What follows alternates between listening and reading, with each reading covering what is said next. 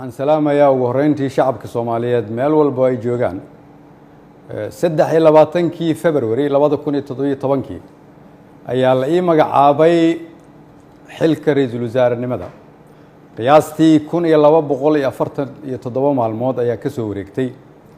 muddadaas 3 sano iyo barka ah waxaan dalka Soomaaliyeed ugu adeegayay daacadnimo karti iyo hufnaan anigoo aaminsan inay ahayd waajib dalkayga iyo dadkayga iga saaran muddadaas xukuumadda iyo aniguba waxaan ku guuleysanay howlo waaweyn waxaa ka mid ahaa inaan dib u habeyn ballaaran oo dhaxalgal ah ku samayno ciidamada qaranka oo maanta soo gaaray meel ay u diyaarsan yihiin inay la wareegaan amniga guud ee dalka inaan dib u habeyn ballaaran ku samaynay nidaamka maaliyadda dalkeenna oo dunidu noo soo istaagtay soo celinay kalsoonidii uu caalamku nagu qabay kuna qabay hay'adaheena dhaqaale oo inoo saamaxday in laynaga cafiyo deyn lagu lahaa dalkeenna muddo dheer dadaalkaasi waxa uu ku dhacay soo jeed iyo iyadoo la geliyey wakhti badan waxaan la dagaalanay musuqmaasuqa waxaan gudbinay shuruucdii ugu badnaa ee xukuumadda ay gudbiso waxaan ku guuleysanay mushaarka shaqaalaha bixinteeda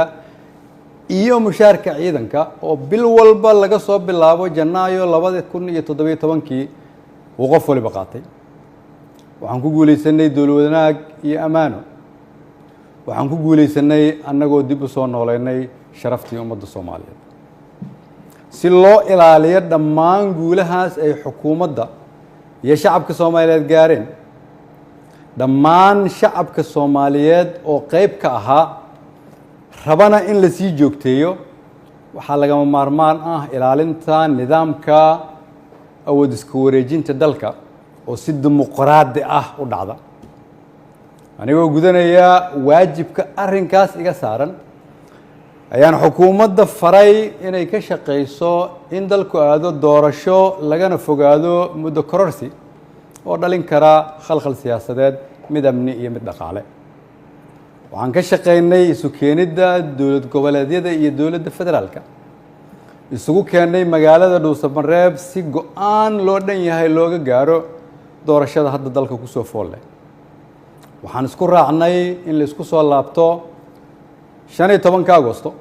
si loo dhammaystiro geedi socodka doorashooyinka dalka inkasta oo kulamadii Dhuusamareeb horumar fiican laga sameeyay haddana waxaa muuqata in weli uu socdo fikirkii ku aadanaa muddo kororsiga oo salka ku hayay wixii maanta ka dhacay golaha shacabka fikirkaas oo aan mar hore ka digay oo aan aaminsanahay inuu keeni karo khalkhal siyaasadeed dalkana dib u celin karo ayaan waxaan mar kale xasuusinayaa ummadda Soomaaliyeed in dalka 4 sano mar ay doorasho ka dhacdo iyadoo xukunkii ay qoro isu dhiib inay tahay dhaqan sax ah oo dalkan lagu bartay ayna tahay kulligeen inaan ilaalino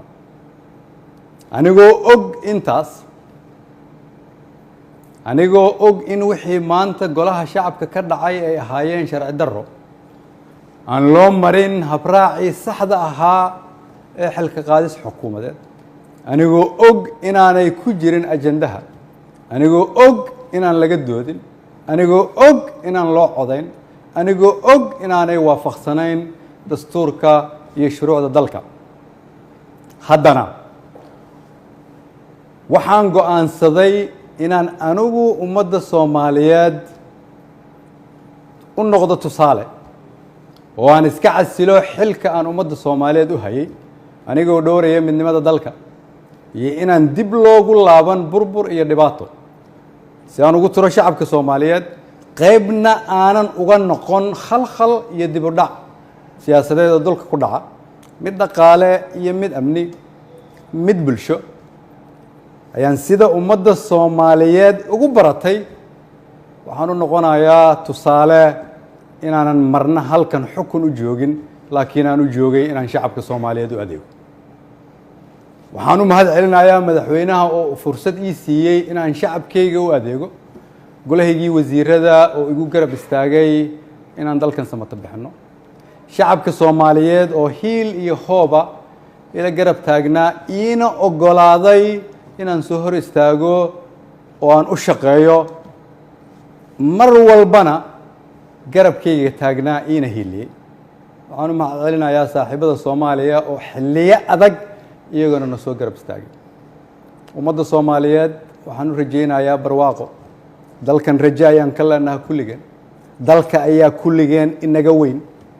cid waliba waa inay aqbashaa in dalka loo turo